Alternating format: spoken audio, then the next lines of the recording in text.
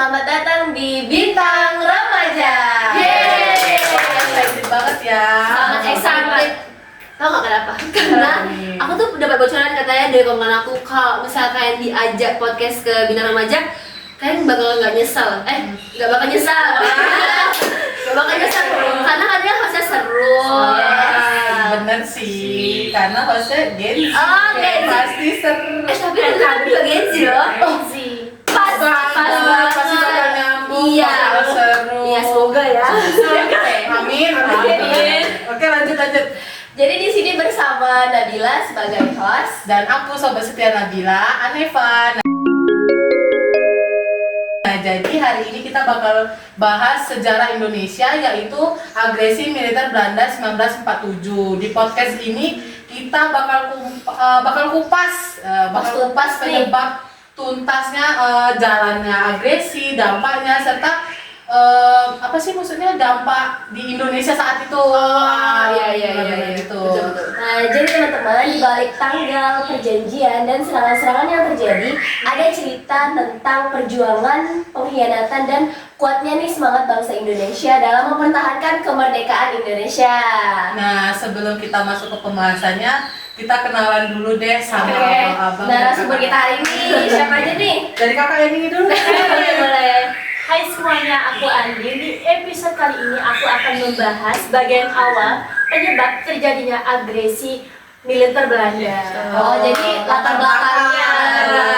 Benar. Lanjut kakak yang sampingnya.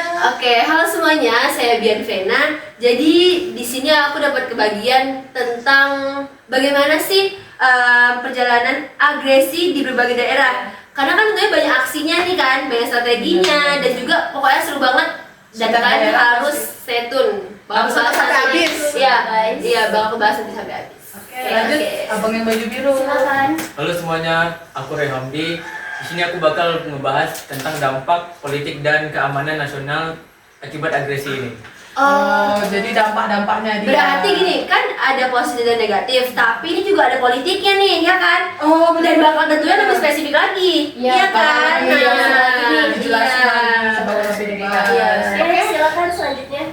Halo semuanya, dan aku juga di sesi akhir nanti aku bakal menutup pembahasan dengan rangkuman tentang apa yang bisa kita ambil dari peristiwa ini. Jadi tetap dengerin sampai habis ya. Berasa banget abang ini. Iya. Jadi abang Yuda ini bakal kayak rangkumin. Iya, rangkumin ceritanya. Cerita-cerita dari kakak-kakak dan abang-abang. Walaupun nih ya, walaupun abangnya agak semangat, kalian yang nonton harus semangat. Karena itu penting. Ini edukasi untuk pengetahuan tentang sejarah kita. Iya kan? Oke deh, kita lanjut aja deh ke pembahasan pertama yang akan diceritain oleh Kak Andi.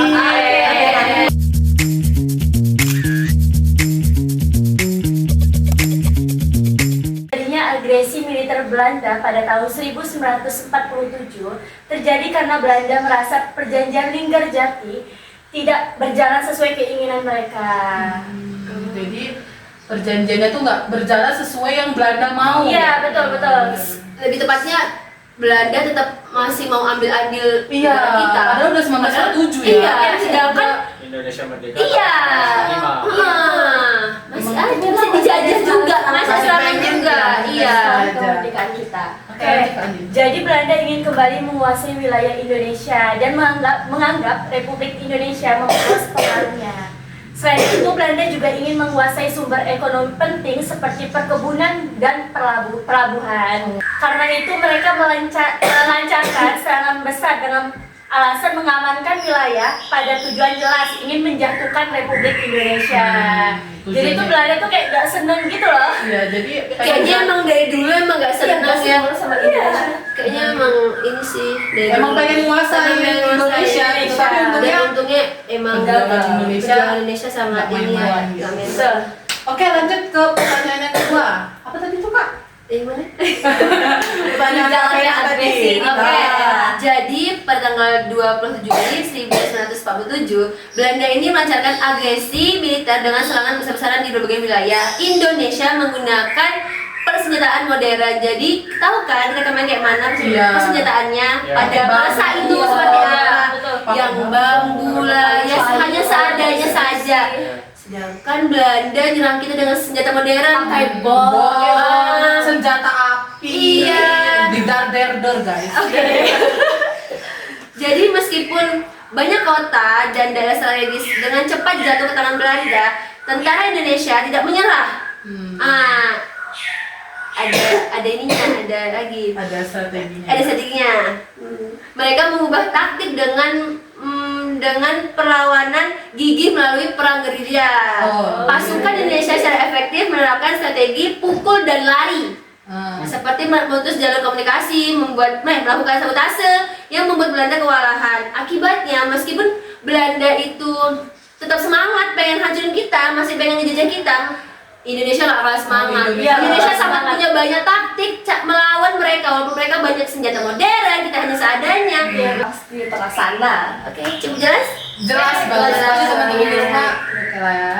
Langsung lanjut ke Abang Roy. Tentang dampak politik dan keamanan nih, apa Iya, aja nih? itu sih harus kita tahu ya. Nah, dampak dari agresi militer Belanda bikin kondisi Indonesia semakin tidak stabil. Secara politik, Indonesia berusaha keras mencari dukungan internasional agar Belanda berhenti menyerang. Pada akhirnya PBB turun tangan dan mendesak gencatan senjata. Dari segi keamanan, banyak daerah di Indonesia menjadi kacau karena pertempuran ini. Tapi justru agresi ini menguatkan semangat nasional dan menunjukkan bahwa Indonesia membutuhkan dukungan internasional agar bisa mempertahankan kemerdekaan. Oh, jadi Itu kan sangat merugikan sekali kan, katanya merusak fasilitas umum kita gitu Indonesia kan, menyerang di Indonesia. berbagai daerah. Tapi untungnya semangat Pasukan Indonesia bangsa itu Indonesia ya nggak pernah pudar. putus. Jadi makin aktif di diplomasi Iya. internasional Iya. nih. Jadi pengen apa? Iya. Mengambil Iya. semangat, mengambil dukungan gitu loh. Terus juga bikin dunia ini mulai melirik dan akhirnya PBB turun tangan juga. Iya. Ya, karena itulah karena pentingnya agresi ini kan. pentingnya komunikasi dengan negara luar itu tadi. Diplomasi tadi. Iya. Oke deh, kita lanjut aja dengan rangkuman dari Bang Yuda. Oke, semangat buat aja. Harus semangat dong, jangan kayak Iya, kenalan semangat, aja. semangat. Perkenalan. Agaknya nggak ngantuk kalian. Oke, agak asik nih.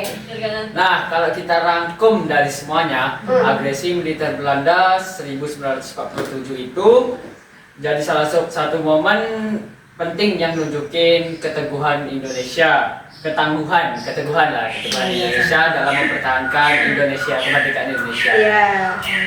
Walaupun Belanda memiliki kekuatan militer yang jauh lebih baik, Indonesia tetap bertahan lewat perlawanan rakyat, strategi gerilya, terus dukungan dari berbagai daerah. Peristiwa ini juga bikin Indonesia sadar kalau perjuangan gak cuma lewat dalam medan perang, tapi juga lewat diplomasi. Berarti Jadi- sangat penting ya.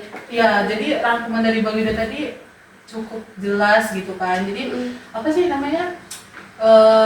Pokoknya masyarakat Indonesia itu nggak putus asa, nggak pudar semangatnya, walaupun Belanda itu Ada senjata modern. senjata modern. Terus Pasukannya banyak Iya, banget. Iya, berbagai perlawanan dari Belanda tadi intinya kan. ada taktik gerilya juga Yes, kan. benar sekali. Indonesia juga tetap kokoh mempertahankan kemerdekaannya. Iya, Betul. benar-benar. Oke deh.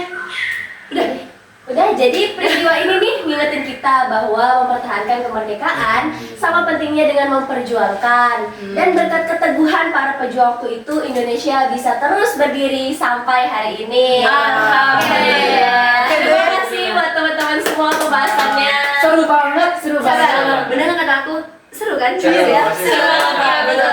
Benar. Dan kali kan jalan lagi. Oke, nanti kita Oke. bahas yang lain lagi. Tunggu di episode berikutnya ya guys. Nah, Oke. semoga pendengar bintang remaja lebih paham nih tentang agresi militer 1947 Udah jelasin juga nih. dan betapa kerasnya perjuangan Indonesia.